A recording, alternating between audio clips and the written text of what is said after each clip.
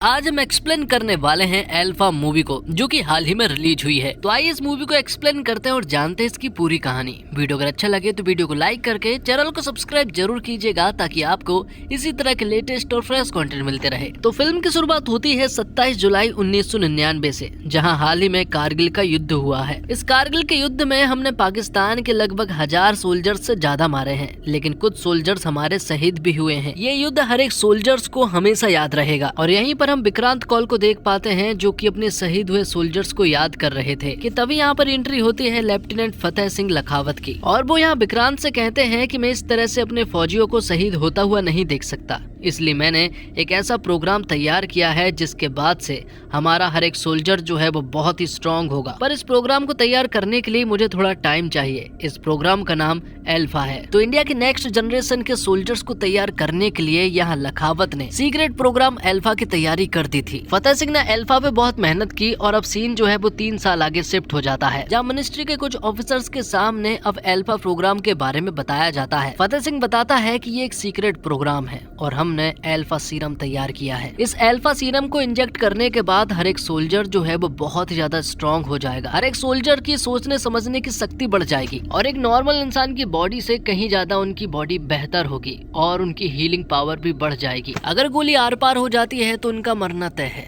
लेकिन अगर गोली सिर्फ छूकर निकलती है तो अल्फा सीरम उसे कुछ ही समय में ठीक कर देगा। ये सारी बातें सुनने के बाद मिनिस्ट्री के ऑफिसर्स कहते हैं कि एक बार तुम्हें DRDO की परमिशन लेनी चाहिए थी, लेकिन यहाँ पर लखावत कहता है कि ये एक सीक्रेट प्रोग्राम था और अगर वो सीक्रेट रूप से काम कर रहा है तो इसके बारे में उसे किसी को भी बताने की कोई जरूरत नहीं है। फतेह सिंह लखावत कहता है कि मैंने विक्रांत कौल के अंडर काम किया है, जिन्हें मैं गुरुजी मानता हूँ, और वो भी इस अल्फा प्रोग्राम को सपोर्ट कर रहे हैं, तो फिर आपको भी करना चाहिए। तब मिनिस्ट्री के सारे ऑफिसर्स को ये बात माननी पड़ती है और सभी लोग इस प्रोग्राम पर साइन कर देते हैं। अब कुछ महीनों के बाद हमें बताया जाता है कि विक्रांत कौल की पत्नी जो है वो प्रेग्नेंट है। उनका नाम जानकी है, लेकिन एक प्रॉब्लम है, जानकी की हालत जो है वो ठीक नहीं है।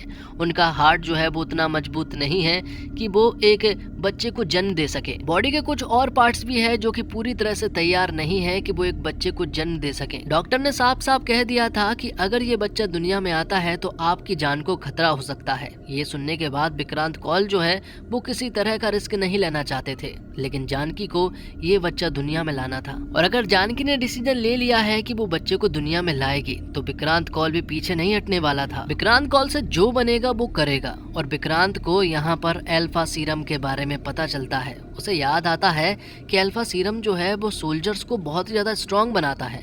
बॉडी के हर एक पार्ट जो है वो स्ट्रॉन्ग हो जाते हैं। अगर ये सीरम जानकी को दे दिया जाए तो यहाँ उसका बच्चा भी सेफ रहेगा और तो और जानकी को भी कुछ नहीं होगा। तब विक्रांत ने ऐसा ही किया। वो चुपचाप लैब में गया और वहाँ से उसने एक अल्फा सीरम जो है वो चुरा ली और फिर ये सीरम जानकी को दे दिया। जानकी को ये सीरम देने के बाद अब धीरे धीरे जानकी जो है वो स्ट्रॉन्ग होने लगी थी।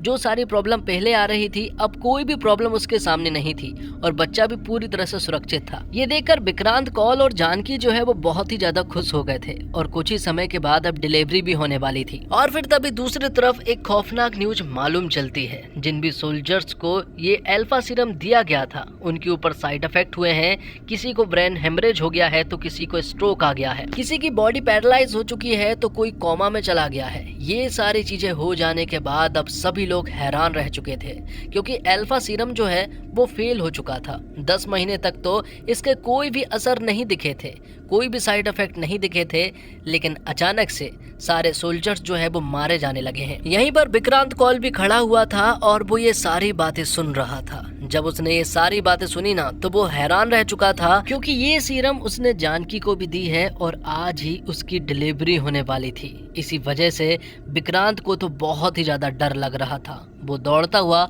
हॉस्पिटल पहुंचा। उसके आंखों से आंसू रुक नहीं रहे थे, क्योंकि विक्रांत अपने बच्चे और जानकी को सुरक्षित देखना चाहता है। तभी डॉक्टर ने इशारे करते हुए बताया कि जानकी की हालत जो है वो धीरे धीरे बिगड़ने लगी है। उसकी हालात बिल्कुल भी ठीक नहीं है और अब वो बताते हैं कि हम लोग जानकी को नहीं बचा पाए, लेकिन हमने बच्चे को बचा लिया है, वो एक लड़की है। लेकिन तब तक यहाँ फतेह सिंह लखावत भी आ चुका था और फतेह सिंह को ये बात मालूम चल चुकी है कि यहाँ विक्रांत कौल ने एक अल्फा सीरम जो है वो चुराया है और वो उन्होंने जानकी भाभी को दिया है। वो कहते हैं कि जिस बच्चे ने हाल ही में जन्म लिया है उस बच्चे पर आपका कोई भी अधिकार नहीं है, क्योंकि उस बच्चे के अंदर अल्फा सीरम है, इसलिए वो बच्चा देश का बच्चा है और वो देश के ही काम आएगा। यहाँ जब विक्रांत कौल को मालूम चला कि फतेह सिंह ने उसके बच्चे को लेकर चला गया है तो वो तुरंत ही उसके पास गया और कहा कि मेरा बच्चा मेरे ही पास रहेगा, चाहे कुछ भी हो जाए। लेकिन यहाँ फतेह सिंह बताता है कि तुम्हारे बच्चे के अंदर अल्फा सीरम दौड़ रहा है और ये अल्फा सीरम बड़े बड़े सोल्जर्स को खा गया, तो ये तो एक छोटी सी बच्ची है, ये कब तक बच पाती। और वो बताता है कि तुम्हारी बच्ची जो है वो मारी जा चुकी है। तब विक्रांत कौल अपनी मरी हुई बच्ची को अपने साथ लेकर चले जाते हैं। अब कुछ दिनों के बाद हमें बताया जाता है कि अल्फा सीरम के फेल हो जाने के बाद से बहुत सारे सोल्जर्स जो है वो मारे गए हैं। इसी वजह से फतेह सिंह लखावत का डिमोशन कर दिया जाता है। बड़े ऑफिसर्स का यहाँ कहना था कि इतनी बड़ी गलती के लिए तो तुम्हारा कोर्ट मार्शल होना चाहिए था, लेकिन तुम्हारा डिमोशन हो रहा है, इसमें ही तुम खुश रहो। जिसके बाद फतेह सिंह को चेरापूंजी स्पेशल फोर्स में डाल दिया जाता है और उससे कहा जाता है कि वो आज के बाद किसी भी जंग में हिस्सा नहीं ले पाएगा। ये देखकर फतेह सिंह लखावत को बहुत बुरा लगा, क्योंकि वो देश के लिए ही कुछ करना चाहता था। वो वहाँ चला तो जाता है, लेकिन उसका दिमाग जो है वो सिर्फ और सिर्फ अल्फा प्रोग्राम में ही लगा रहता है। उसे किसी भी हालत में अल्फा प्रोग्राम फिर से स्टार्ट करना था। जिसके बाद वो किसी अनजान व्यक्ति के पास कॉल करता है और उनसे कहता है कि मुझे कुछ लोगों की जरूरत है और कुछ पैसों की जरूरत है। जिसके बाद वो डॉक्टर वर्गीस को अपने पास बुलाता है और यहाँ से सीधा वो लोग जाते हैं राजस्थान के रेगिस्तान के एक खुफिया लैब में, जहाँ डॉक्टर वर्गीस फिर से अल्फा प्रोग्राम पर फिर से काम करने वाले थे। उन्हें किसी भी हालत में इस बार अल्फा प्रोग्राम को पूरा करना है। लखावत बताता है कि चेरापूंजी में उसकी पोस्टिंग जरूर है, लेकिन वो वहाँ कुछ करता नहीं है, इसलिए उसका पूरा ध्यान जो है वो यहीं पर रहेगा, इसी लैब में रहेगा। और तभी फतेह सिंह लखावत डॉक्टर वर्गीस को बताता है एक छोटी सी लड़की के बारे में जो कि आइसोलेट थी। और यहाँ हमें मालूम चलता है कि ये लड़की कोई और नहीं बल्कि विक्रांत कौल की बेटी है। बात कुछ ऐसी है, जब फतेह सिंह लखावत इस छोटी सी बच्ची को अपने साथ लेकर गया था ना, तब उसने एक मरी हुई बच्ची से इसे बदल दिया था और इसे अपने साथ लेकर चला गया। वो इसलिए क्योंकि इस बच्ची के अंदर अल्फा सीरम दौड़ रहा है। फतेह सिंह को बहुत अच्छे से मालूम है कि इस बच्ची के द्वारा हमें अल्फा का नया वर्जन मिल जाएगा और डॉक्टर वर्गीस को इसी पर काम करना है। फतेह सिंह लखावत ने इस बच्ची का नाम सीता रखा था, क्योंकि इसकी माँ का नाम जानकी है, इसलिए अब डॉक्टर वर्गीस अल्फा के नए वर्जन पर काम करना स्टार्ट कर देते हैं। वो हर हफ्ते सीता का ब्लड लेते और उसे चेक करते, लेकिन हर बार रिपोर्ट जो है वो नेगेटिव ही आ रही थी। और अब धीरे धीरे करके सीता जो है वो बड़ी होने लगी थी। उसे बहुत सारी ट्रेनिंग दी जाती है, बहुत सारी चीजें सिखाई जाती है, नई नई स्किल तैयार की जाती है। उसका दिमाग जो है वो बहुत तेज हो गया था। लेकिन जब हर हफ्ते उसका ब्लड टेस्ट किया जाता है तो उसके अंदर से कोई भी वर्जन प्राप्त नहीं होता है। लेकिन इस छोटी सी उम्र से सीता को इस तरह की ट्रेनिंग दी गई थी कि वो बहुत ही ज्यादा तैयार हो चुकी थी। वो नॉर्मल बच्चों की तरह नहीं थी, वो उन सभी लोगों से बहुत ही ज्यादा स्मार्ट थी। हालांकि उसने बाहर की जिंदगी नहीं देखी थी। डॉक्टर वर्गीस उसका बहुत ख्याल रखते और फतेह सिंह लखावत ने उसे ऐसी मिलिट्री वाली ट्रेनिंग दी कि वो किसी से भी नहीं हार सकती है। और अब कहानी जो है वो 2003 से डायरेक्ट 2026 में शिफ्ट हो जाती है, मतलब कि प्रेजेंट डे में। विक्रांत कौल ने आर्मी से रिजाइन दे दिया था, लेकिन अब वो रॉ के चीफ बन चुके हैं। और हाल ही में उन्हें खौफनाक सीरियल अटैक के बारे में मालूम चला है, जहां अलग अलग मिनिस्ट्री के 6 ऑफिसर्स को बहुत ही बेरहमी से मार दिया गया है। इन 6 लोगों को मारने को पैटर्न को जब यहाँ पर विक्रांत कौल देखता है ना, तो वो समझ जाता है कि ये किसी स्पेशलिस्ट का काम है, जो कि इस काम में बहुत ही ज्यादा माहिर बन चुका है। जब विक्रांत कौल ने देखा कि अलग अलग मिनिस्ट्री के 6 लोगों को मारा गया है, आखिरकार इनकी लिंक क्या है, तभी विक्रांत कौल के दिमाग में अल्फा सीरम के बारे में मालूम चलता है कि जब अल्फा सीरम तैयार किया गया था तब 6 अलग अलग मिनिस्ट्री के ऑफिसर्स ने ही इस अल्फा प्रोग्राम पर साइन किया था और इस प्रोग्राम पर मैंने भी साइन किया था। विक्रांत कौल को समझ आ जाता है कि अगर मैं फतेह सिंह लखावत से मिलूं तो ये सारी चीजें क्लियर हो जाएगी।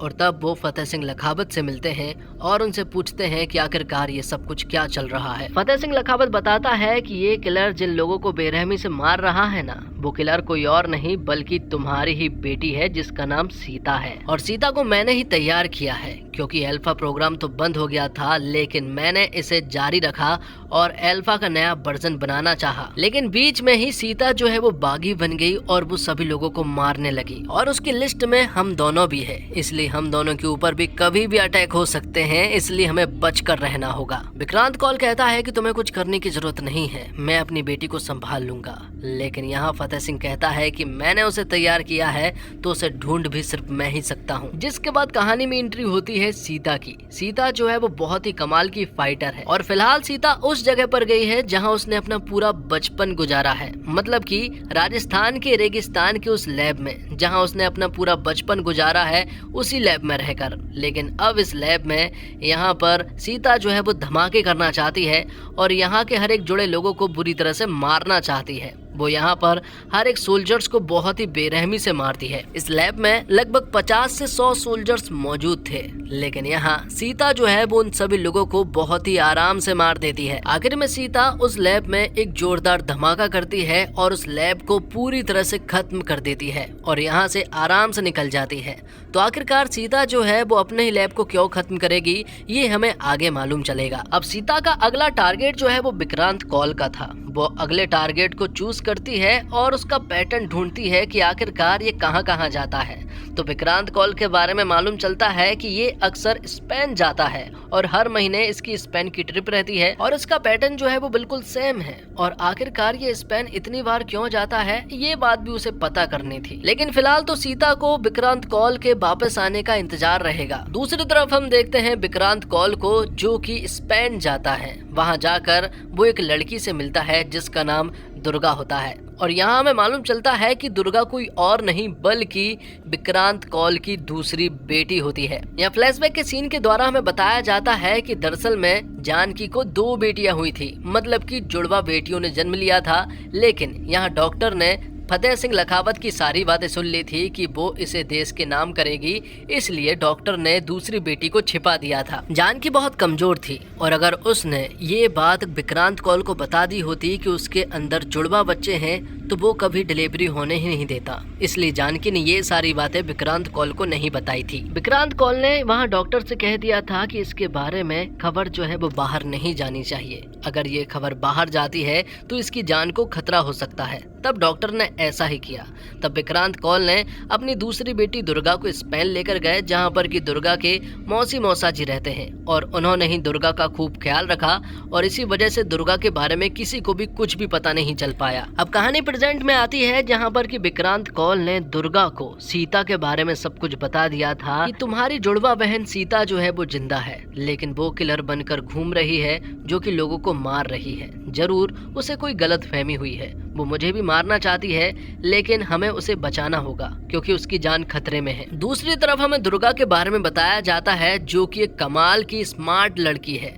उसे हर एक खेल आता है, हर एक खेल में उसने गोल्ड मेडल जीता है। उसने जो ट्रेनिंग की है वो बहुत ही अलग तरह की ट्रेनिंग की है। उसके पास जो स्किल है वो शायद सीता के पास भी नहीं है। दूसरी तरफ हम देखते हैं सीता को, जिसे विक्रांत कौल के कश्मीर के एक खुफिया ठिकाने के बारे में मालूम चलता है। उसे मालूम चलता है कि वो दिल्ली से कश्मीर जा रहा है, इसलिए सीता पहले ही उस खुफिया ठिकाने पर पहुंच जाती है। वो वहां जाकर सारी चीजें चेक करने लगती है और थोड़ी ही देर के बाद हम देखते हैं कि यहाँ इस खुफिया ठिकाने पर दुर्गा भी आ जाती है। हालांकि विक्रांत कौल जो है वो थोड़ी देर के बाद आने वाले थे, लेकिन यहाँ पहुँचने के बाद दुर्गा को एहसास हो जाता है कि इस घर में कोई ना कोई तो है, और तभी यहाँ दुर्गा और सीता के बीच में जमकर फाइट होती है। सीता और दुर्गा के अंदर अल्फा प्रोग्राम का सीरम मौजूद है, इसी वजह से वो दोनों ही एक दूसरे के ऊपर काफी भारी पड़ रही थी। लेकिन सीता ने कई साल जो है वो लैब में गुजारे हैं और वहाँ मिलिट्री की ट्रेनिंग ली है, इसलिए कहीं ना कहीं वो थोड़ी आगे थी। दुर्गा ने यहाँ सीता को पहचान लिया था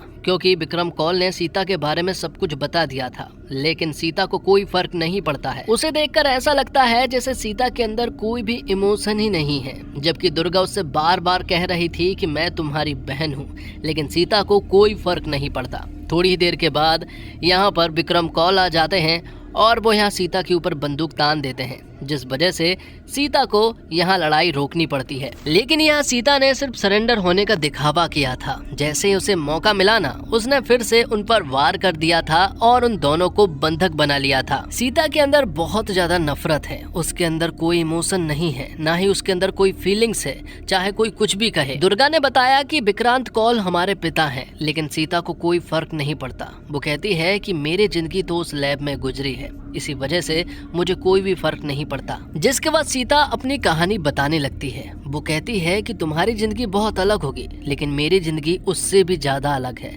18 साल की उम्र में तुमने तो बहुत ही अच्छे से बर्थडे सेलिब्रेट किया है, लेकिन मैंने 18 साल की उम्र में अपना पहला खून किया था। सीता बताती है कि उसे बचपन से ही कुछ भी याद नहीं है, उसने लैब के बाहर की दुनिया देखी ही नहीं थी। डॉक्टर वर्गीस ने उसका बहुत ख्याल रखा था, उन्होंने ही मुझे देश और दुनिया के बारे में बताया था। लेकिन जब वो थोड़ी बड़ी हो गई थी तब उसे अल्फा सीरम के बारे में मालूम चल गया था और फतेह सिंह लखावत के बारे में कि आखिरकार वो अल्फा सीरम का क्या करना चाहता है। सीता को मालूम चल गया था कि फतेह सिंह लखावत अल्फा के नए वर्जन को तैयार करना चाहता है और ये सब कुछ सीता के ब्लड से ही पॉसिबल हो सकता है। जब सीता 12 साल की हुई थी उसके बाद से उसके ब्लड में नए वेरिएंट दिखने लगे थे। तब से ही ये लोग अल्फा के नए वर्जन को बना रहे हैं। लेकिन तब तक फतेह सिंह लखावत, जिन्हें वो बाबा कहती है, जो बाबा बोलते हैं मैं वो करती हूँ। जितने लोगों को मारने के लिए कहते हैं मैं उतने लोगों को मारती हूँ और मैं उनसे कोई सवाल भी नहीं करती हूँ। लेकिन एक दिन हद हो जाती है, क्योंकि एक दिन फतेह सिंह ने मुझे डॉक्टर वर्गीस को मारने के लिए कहा। यहाँ सीता को बताया गया कि डॉक्टर वर्गीस जो है वो गद्दार है और गद्दारी की सिर्फ एक ही सजा है और वो है मौत। इसलिए तुम्हें कोई भी सवाल जवाब नहीं पूछने हैं, तुम्हें डॉक्टर वर्गीस को मारना ही पड़ेगा। तब सीता जो है वो डॉक्टर वर्गीस के पास गई तो पता चला कि डॉक्टर वर्गीस खुद सीता का इंतजार कर रहे थे, क्योंकि डॉक्टर वर्गीस सीता को कुछ बताना चाहते हैं। तो डॉक्टर वर्गीस ने यहाँ जो भी बातें बताई हैं उन्हें सुनकर सीता जो है वो हैरान रह चुकी थी। यहाँ डॉक्टर वर्गीस बताते हैं कि तुम्हारे ब्लड से जो अल्फा का नया वर्जन तैयार किया गया था, जब वो कुछ सोल्जर्स के ऊपर ट्राई किया गया तो वो सोल्जर्स जो है वो तुरंत मारे गए और इस तरह से तुम्हारे बाबा ने बहुत सारे सोल्जर को इसी तरह से तड़पा तड़पा कर मारा है, इस छोटे से अल्फा सीरम की वजह से। यहाँ डॉक्टर वर्गीस सीता को कुछ और बातें बताते हैं कि अगर और ब्लड टेस्ट किए गए और ट्रायल किए गए तो फिर तुम्हारी जान को भी खतरा है। लेकिन इन सारी चीजों से भी यहाँ तुम्हारे बाबा को कोई भी फर्क नहीं पड़ता है, वो आगे भी ट्रायल करते रहेंगे और डॉक्टर वर्गीस ने ही मुझे तुमसे मिलने के लिए कहा था। इतना बोलने के बाद डॉक्टर वर्गीस ने खुद की जान ले ली थी और तभी से मैं आपको ढूंढ रही थी, आपको मारने के लिए नहीं बल्कि आपसे बात करने के लिए। तो सीता को यहाँ सारी बातें मालूम चल चुकी है, उसे ये भी पता चल गया है कि विक्रांत कौल ही उसके पिता है और दुर्गा उसकी बहन है। अब तभी हम देखते हैं कि फतेह सिंह लखावत ने विक्रांत कौल का पीछा किया और उन्हें कश्मीर के खुफिया ठिकाने के बारे में मालूम चल गया। अब यहाँ फतेह सिंह के बहुत सारे लोग जो हैं वो इनके ऊपर हमला करने के लिए पहुंच जाते हैं, लेकिन विक्रांत कौल ने अपनी दोनों बेटियों को पीछे के रास्ते से यहाँ बाहर निकलवा दिया और खुद इनसे सामना करने लगा। यहाँ विक्रांत कौल भी कोई आम इंसान नहीं है, वो भी बहुत ही खतरनाक है और अकेले ने ही यहाँ फतेह सिंह लखावत के सारे लोगों को मार दिया था। विक्रांत कौल को हाल ही में सीता के द्वारा मालूम चला है कि कोई ओडीसी प्रोग्राम चल रहा है और अगर ये सक्रिय होता है तो पूरा देश जो है वो बर्बाद हो सकता है। इसलिए विक्रांत कौल को किसी भी हालत में फतेह सिंह से मिलना है और ये सारी चीजें क्लियर करनी है। और यहाँ विक्रांत कौल ने अपनी दोनों बेटियों को कहा है कि वो 75 घंटे के अंदर उन्हें एक सेफ हाउस पहुंचना है, जहां पहुंचने के बाद तुम्हें कुछ भी नहीं होगा। तो यहाँ दोनों बहनों की 75 घंटे की जर्नी स्टार्ट हो जाती है। यहाँ दुर्गा चाहती है कि सीता जो है वो उसके साथ थोड़ा घुल मिल जाए, वो उसे बहन समझे, लेकिन सीता जो है वो पत्थर दिल है, उसके अंदर कोई भी इमोशन नहीं है। लेकिन जैसे जैसे वो दुर्गा के साथ रहने लगती है उसका दिल भी थोड़ा थोड़ा पिघलने लगा था। दुर्गा ने यहाँ उससे पूछा कि आखिरकार तुम्हें डर लगता है कि नहीं। तब सीता बताती है कि डर उन लोगों को लगता है जिनकी लाइफ में कोई हो, मेरी लाइफ में कोई नहीं है। लेकिन दुर्गा कहती है अब से लगना चाहिए, क्योंकि अब हम तुम्हारी लाइफ में हैं। 75 घंटे की जर्नी थी, लेकिन इन्होंने ये जर्नी जो है वो 63 घंटे में ही कंप्लीट कर दी थी और सेफ हाउस तक पहुंच चुके थे। और इस हाउस को देखने के बाद सीता और दुर्गा को ऐसा लगा कि ये कोई सेफ हाउस नहीं है। यहाँ पर एक बाबा जी बैठे हुए थे और उन्हें समझ नहीं आ रहा था कि आखिरकार उनके पिताजी ने इस बाबा के पास उन्हें क्यों भेजा है। थोड़ी ही देर के बाद यहाँ पर फतेह सिंह लखावत के लोग जो है वो हमला करने के लिए इसी सेफ हाउस तक पहुंच चुके थे। फतेह सिंह लखावत की पूरी गैंग जो है वो यहाँ पर हमला करने के लिए पहुंच चुकी थी। फतेह सिंह लखावत के कुछ लोग नहीं बल्कि ढेर सारे लोग यहाँ पर हमला करने के लिए पहुंचे थे। शुरुआत में तो यहाँ सीता और दुर्गा ही इन लोगों से फाइट करती है और लोगों को धूल चटा देती है। ये दोनों लड़कियां बहुत ही अच्छी फाइट लड़ रही थी, लेकिन आखिर में जब लड़ाई बढ़ जाती है तब यहाँ एंट्री होती है कबीर की, जो कि बाबा बनकर बैठे हुए थे। तब आखिर में कबीर ने मोर्चा संभाला। यहाँ पर जितने भी गुंडे थे ना, उनमें से तो आधे तो कबीर को देखकर ही भाग गए थे और आधे ने जब कबीर से लड़ाई करने की कोशिश की तो कबीर ने उन सभी को ही मार दिया था। लेकिन इस लड़ाई में यहाँ दुर्गा को चोट लग जाती है। उसके कंधे पर शूट कर दिया गया था और कबीर यहाँ उनसे कहता है कि तुम्हें अपनी बहन को बचाना होगा, इसलिए तुम यहाँ से चले जाओ, मैं इन सभी लोगों को संभाल लूंगा। तब ये दोनों कबीर की बताई हुई जगह पर चले जाते हैं। दूसरी तरफ हम देखते हैं फतेह सिंह लखावत को, जिसे ऐसा लग रहा था कि उसके पास अपना ही कोई आदमी आने वाला है, लेकिन वहाँ दरअसल में विक्रांत कौल पहुंचा था, जो कि अपनी पूरी प्लानिंग के साथ वहां पहुंचा था। विक्रांत कौल यहाँ पर फतेह सिंह से कहता है कि मुझे तेरी सारी प्लानिंग के बारे में मालूम चल गया है, तूने सीता के साथ क्या किया है ये भी पता चल गया है। लेकिन फतेह सिंह को सिर्फ और सिर्फ सीता चाहिए थी। अगर सीता मिलती है तभी वो अल्फा का नया वर्जन तैयार कर पाएगा। फतेह सिंह बहुत ही चालाक है। वो यहाँ पर एक ब्लास्ट करता है और यहाँ से सभी लोगों को मारने के बाद निकल जाता है और उसने विक्रांत कौल को भी बंधक बना लिया था। दूसरी तरफ दुर्गा को चोट लगी थी और उसे आराम करना था और तभी यहाँ पर सीता को मालूम चल जाता है कि फतेह सिंह ने विक्रांत कौल मतलब कि उसके पिताजी को बंधक बना कर रखा है और फतेह सिंह चाहता है कि सीता खुद यहाँ पर आए। तब सीता अकेले ही फतेह सिंह के पास जाती है, क्योंकि दुर्गा को चोट लगी थी इसलिए वो वहाँ उसे ले जाना नहीं चाहती थी। अब वो फतेह सिंह के पास जाती है। फतेह सिंह यहाँ सीता को देखकर खुश हो जाता है। फतेह सिंह यहाँ सीता से कहता है कि जज्बाती होकर तू अपनी ट्रेनिंग भूल गई, इसी वजह से तू अपने पिता को बचाने के लिए आई है, लेकिन आज तुम दोनों ही नहीं बच पाओगे। लेकिन तुम्हारे दिमाग में बहुत सारे सवाल चल रहे होंगे कि आखिरकार ओडिसी क्या है, मैं क्या चाहता हूँ। तो यहाँ पर फतेह सिंह बताता है कि मैं अल्फा चाहता हूँ और मैं एक सच्चा देशभक्त हूँ, लेकिन बस एक छोटी सी प्रॉब्लम है और वो ये कि मैं देशभक्त तो हूँ, लेकिन मैं अपने देश का देशभक्त नहीं हूँ, मैं पाकिस्तान का सच्चा देशभक्त हूँ। जिसके बाद कहानी पास्ट में जाती है और हमें मालूम चलता है फतेह सिंह लखावत जो है वो एक एजेंट बनकर इंडिया में घुसा था। वहाँ उसने एक फैमिली को मारा और वहीं उसने नाम अपना फतेह सिंह लखावत रख लिया था। उसने मतलब पहचान चुराई थी। जिसके बाद उसने बहुत मेहनत की और इंडियन आर्मी में भर्ती हो गया। वहाँ से वो ISI से कांटेक्ट में था और वहाँ से उनके मैसेज जो है वो उन्हें दिया करता था। लेकिन अभी भी इंडियन आर्मी का भरोसा जीतना था, इसलिए उसने बहुत ही मेहनत की। पहले वो लेफ्टिनेंट बना, जिसके बाद वो कर्नल बना। अब उसके हाथ में हर एक चीज थी, वो आराम से सारी चीजें कर सकता था। 1999 के कारगिल के युद्ध में उसने इंडिया के बहुत सारे सोल्जर्स मरवाए, लेकिन फिर भी वो लोग ये युद्ध हार गए थे।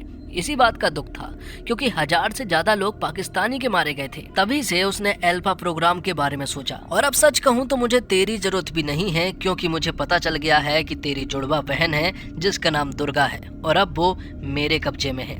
जब तुम लड़ाई कर रहे थे ना, तब एक कैमरे ने सब कुछ रिकॉर्ड कर लिया था और ये सारी चीजें मुझ तक पहुंच चुकी थी। फतेह सिंह ने यहाँ पर विक्रांत कौल के ऊपर बॉम्ब फिट करके रखे थे और एक डायनामाइट पे यहाँ पर सीता ने पैर रख कर रखा था। मतलब कि दोनों की यहाँ जान जाना एकदम तय थी। फतेह सिंह यहाँ से चला जाता है और अब सीता जो है वो अपने पिता विक्रांत कौल को किसी भी हालत में बचाना चाहती थी। उसने बहुत मेहनत की और आखिरकार उसने अपने पिता को बचा लिया था। लेकिन यहाँ एक बहुत बड़ा ब्लास्ट हुआ था, जिससे कि फतेह सिंह और उसके लोगों को ऐसा लगा कि सीता और विक्रांत कौल जो है वो मारे जा चुके हैं। जिसके बाद फतेह सिंह जो है वो लैब जाता है। वहाँ वो दुर्गा के ऊपर ट्रायल करना चाहता है और अल्फा का नया वर्जन बनाना चाहता है। लेकिन यहाँ चेरापूंजी के सोल्जर्स को पता चल जाता है कि फतेह सिंह के साथ जो सोल्जर्स मौजूद है वो दरअसल में इंडियन आर्मी के नहीं है। और ये बात जब फतेह सिंह को मालूम चली ना, तो वो इन सारे सोल्जर्स को बंधक बना लेता है। दूसरी तरफ सीता और विक्रांत कौल को फतेह सिंह के अड्डे के बारे में मालूम चल गया है और अब वो एक चॉपर से यहाँ पर पहुंच जाते हैं। जैसे तैसे वो वहाँ पहुंच तो जाते हैं, लेकिन फतेह सिंह को इन लोगों के बारे में मालूम चल गया था इसलिए फतेह सिंह इन लोगों के ऊपर अटैक करता है। फतेह सिंह जो सीक्रेट एजेंट बनकर बैठा हुआ है ना, इसी को ओडिसी प्रोग्राम कहते हैं। अब सीता और विक्रांत कौल काफी जख्मी हो चुके थे, इसके बावजूद सीता जो है वो इन लोगों के ऊपर हमला कर देती है और इनके बहुत सारे सोल्जर्स को मार गिराती है। लेकिन फतेह सिंह के यहाँ कुछ सोल्जर्स नहीं थे, बल्कि यहाँ ढेर सारे सोल्जर्स थे। एक समय तो ऐसा भी आया था जब फतेह सिंह के सारे सोल्जर्स जो है वो सीता और विक्रांत कौल के ऊपर भारी पड़ रहे थे। लेकिन तभी हम देखते हैं कि दुर्गा भी वहां से मुक्त हो चुकी थी और जो सोल्जर्स को बंधक बनाया गया था वो उन्हें भी रिहा करवा देती है और अब वो फतेह सिंह के सोल्जर्स के ऊपर अटैक कर देते हैं। विक्रांत कौल को चोट लगी थी, इसलिए दुर्गा उन्हें अपने साथ ले जाती है और दूसरी तरफ सीता जो है वो अकेले ही यहाँ फतेह सिंह लखावत से फाइट करती है। फतेह सिंह लखावत जो है वो बहुत ही घातक है और बहुत ही खतरनाक भी।